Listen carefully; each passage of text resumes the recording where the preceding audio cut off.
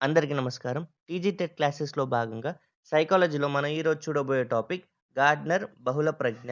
గార్డ్నర్స్ multiple intelligence. Howard Gardner Harvard school of ఎడ్యుకేషన్‌లో సంజ్ఞానం విద్యా విభాగంలో ఆచార్యులు.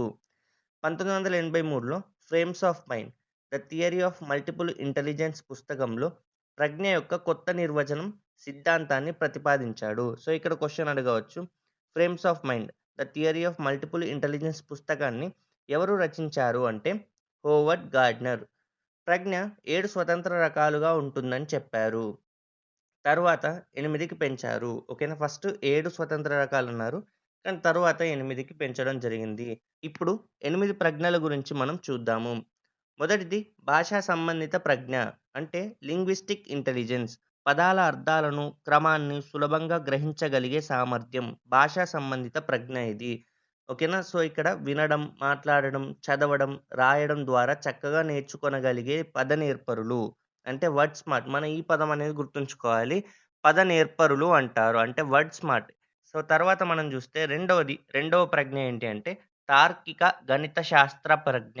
అంటే లాజికల్ మ్యాథమెటికల్ ఇంటెలిజెన్స్. వీరు అంకెలు, వివేచనం, సమస్య పరిష్కారం ద్వారా చక్కగా నేర్చుకోగలిగే సంఖ్యా నేర్పరులు. అంటే నంబర్ స్మార్ట్. అంటే ఏంటి అంటే సింపుల్‌గా చెప్పాలంటే వీరు లాజిక్ గాని, మ్యాథ్స్ గాని ఈజీగా చేయగలుగుతారు. సులభంగా వాటిని అర్థం చేసుకొని వాటిని చేయగలుగుతారు. సో, వారిని ఏమంటారంటే సంఖ్యా నేర్పరులు.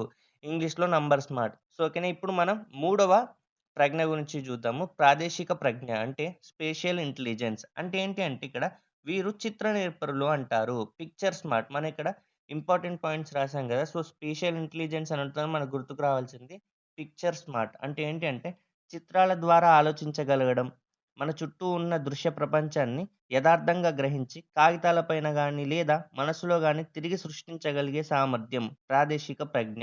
ఈ ప్రజ్ఞ కళాకారులు, శిల్పులు, వాస్తుశిల్పులు, డిజైనర్‌లో అధికంగా ఉంటుంది. వీరు చిత్రాలను సృష్టించడానికి ఇష్టపడతారు. చిత్ర మాధ్యమం ద్వారా ఆలోచిస్తారు. వీరు చిత్రాలు, దృశ్యాల ద్వారా చక్కగా నేర్చుకొనగలిగే చిత్ర నేర్పరులు. మరి వీరిని ఏమంటారంటే పిక్చర్ స్మార్ట్ అంటారు. సో, ఇక్కడ ఫోర్త్ వన్ గనుక మనం జూస్తే ఫోర్త్ ప్రజ్ఞ శారీరక గతి సంవేదన ప్రజ్ఞ. అంటే ఇంగ్లీష్‌లో కైనెస్థెటిక్ ఇంటెలిజెన్స్. సో, అంటే మనం ఇక్కడ గుర్తుంచుకోవాలి.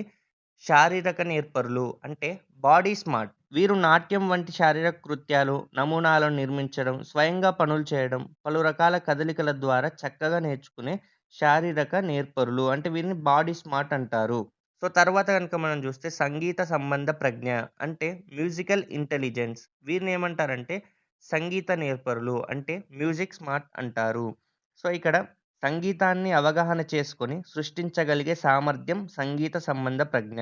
ఓకేనా. అంటే మ్యూజిక్‌ని అర్థం చేసుకొని సృష్టించగలుగుతారు. వీరు రాగం, శృతి, లయ మొదలైన వాటిని గుర్తించి వాటిని సమకూర్చగల సమర్థులు. ఇటువంటి వారు పాటలు, గేయాలు లాంటి లయబద్ధకమైన ధ్వనులను వినడం, సృష్టించడం ద్వారా చక్కగా నేర్చుకోగలిగే సంగీత నేర్పరులు. ఓకేనా. Music smart. సో, ఈ పాయింట్స్ అన్నీ గూడా మనం గుర్తుంచుకోవాలి ఇక్కడ. సో, తర్వాత గనుక మనం జూస్తే పరస్పర వ్యక్తిత్వ ప్రజ్ఞ, ఇంటర్‌పర్సనల్ ఇంటెలిజెన్స్. అంటే సాంఘిక నేర్పరులు, సోషల్ స్మార్ట్.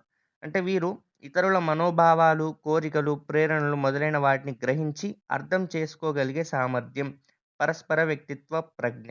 ఇతరులతో కలిసిమెలిసి పనిచేయడం, చర్చించడం, సాంఘిక కృత్యాల ద్వారా అంటే సోషల్ యాక్టివిటీస్ ద్వారా చక్కగా నేర్చుకోగలిగే సాంఘిక నేర్పరులు, సోషల్ స్మార్ట్ అంటారు. సో, తర్వాత వ్యక్తి అంతర్గత ప్రజ్ఞ అంటే ఇంట్రాపర్సనల్ ఇంటెలిజెన్స్. సో, ఇందాక మనం చూసింది ఇంటర్‌పర్సనల్ ఇంటెలిజెన్స్. ఇప్పుడు ఇంట్రాపర్సనల్ ఇంటెలిజెన్స్ అంటే స్వీయ నేర్పరులు, సెల్ఫ్ స్మార్ట్. మనం మనలను, మన భావాలను సరిగా అర్థం చేసుకొని, తద్వారా మన జీవితాన్ని సరైన పద్ధతిలో నడిపించగలిగే సామర్థ్యం అంటే వ్యక్తంతర్గత ప్రజ్ఞ. ఎనిమిదవ ప్రజ్ఞ సహజ ప్రజ్ఞ అంటే న్యాచురలిస్టిక్ ఇంటెలిజెన్స్. మన చుట్టూ ఉన్న వృక్ష, జంతుజాలాల్లో అనేక రకాలను గుర్తించి వర్గీకరించగలిగే సామర్థ్యం సహజ ప్రజ్ఞ. వీరు ప్రకృతికి అనుగుణంగా నడుచుకుంటారు. వీరు ఔట్‌డోర్ కృత్యాలు, క్షేత్ర పర్యటనలు, మొక్కలు, జంతువులతో గడపడం మొదలైన వాటి ద్వారా చక్కగా నేర్చుకోగలిగే ప్రకృతి నేర్పరులు. ఓకేనా. వీరిని ఏమంటారంటే నేచర్ స్మార్ట్ అని అంటారు.